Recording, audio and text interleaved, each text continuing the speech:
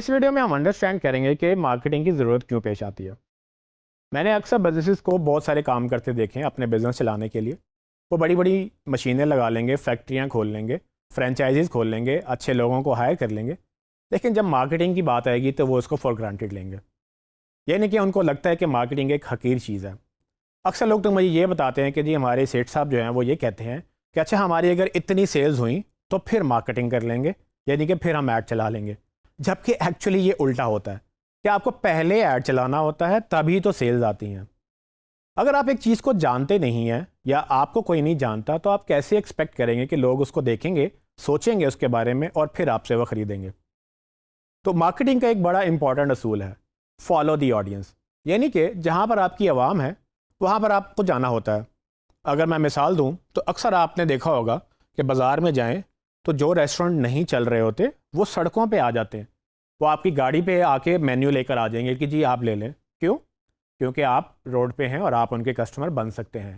لیکن جس کا تو بزنس چل رہا ہے نا، وہ تو آپ کو ٹائم لینا پڑتا ہے، ان کے پاس لائن لگی ہوئی ہوتی ہے اور آپ ڈائریکٹ ان کے پاس جا بھی نہیں سکتے بغیر اپوائنٹمنٹ کے۔ سو یہ اگین ڈیمانڈ اینڈ سپلائی کا کانسیپٹ ہے، لیکن انڈرسٹینڈ یہ کرنا ہے کہ بزنسز نے اس کو یوٹیلائز کیسے کرنا ہے۔ اگر آپ ان لوگوں تک نہیں پہنچ رہے جن لوگوں کو آپ کی ضرورت ہے یا آپ کی پروڈکٹ کی ضرورت ہے، تو آپ مارکیٹنگ کے بغیر اپنا بزنس نہیں چلا سکیں گے۔ سو مارکیٹنگ بہت ضروری ہے کیونکہ آپ کو مارکیٹ کرنے کے بعد ہی سیلز کا ریٹرن ملے گا۔ ہاں، اکثر لوگ یہ کہتے ہیں کہ جی ہمارا تو اللہ کا شکر ہے، ہمارا کاروبار بہت چلتا ہے۔ ان سے میں یہ پوچھتا ہوں کہ یہ کبھی نہ کبھی تو سٹارٹ ہوا ہی تھا، تو اللہ کا شکر ہونا اچھی بات ہے، بٹ مزید شکر کرنا کس نے منع کیا ہے؟ تو آپ جتنا شکر کریں گے اللہ آپ کو اتنا ہی دے گا۔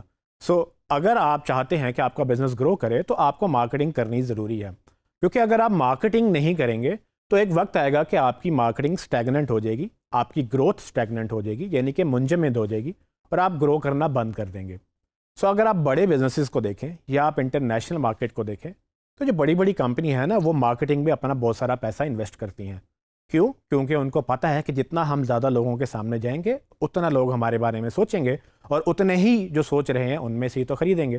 اب جس کو پتہ ہی نہیں ہے کہ آپ ہیں یا نہیں یا آپ کی پروڈکٹ ہے یا نہیں، وہ کیسے آپ سے لیں گے؟ تو اس میں یہی میں ایمفسائز کرنا چاہتا تھا کہ آپ کے لیے مارکیٹنگ فار گرانٹیڈ نہیں ہونی چاہیے۔ اب چونکہ آپ مارکیٹنگ کے اسٹوڈنٹ ہیں تو آپ کو تو یہ نہ صرف خود سمجھنا ہے بلکہ اپنے کلائنٹس کو بھی سمجھانا ہے۔